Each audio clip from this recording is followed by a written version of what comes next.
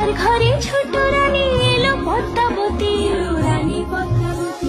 রাজার আরো 6টি রানী ছিল না সন্তান, পদ্মাবতীর কোলালোতে মিলল সমাধান। বছর যেতে জন্ম নিল 7 ছেলে 1 মেয়ে, হয় খুশির আকাশ হঠাৎ কালো মেঘে গেল ছেয়ে। হিংসেতে যায় জ্বলে পুড়ে বাকি 6টি রানী, যুক্তি করে ঘটায় ওরা 7 কুমারের হানি। সুযোগ মতো 7 ছেলেকে মাটিতে দেয় পুঁতে, বাঁচে একা পারুল ওরা পায় না তাকে ছুতে। ধাইমা বাজায় সেই মেয়েকে বড় করে তোলে, 7 ভাইকে পায় যে পারুল 7টে চাপা ফুলে। এত কিছুর পরেও রাজার বিপদ যে কাটে না, সূর্য নগরে সুখের সূর্য আর ওঠে না।